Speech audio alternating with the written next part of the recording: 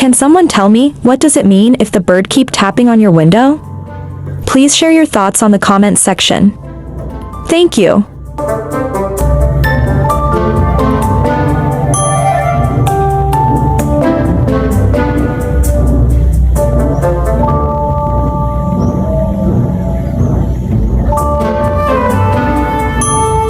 Can someone tell me what does it mean if the bird keep tapping on your window?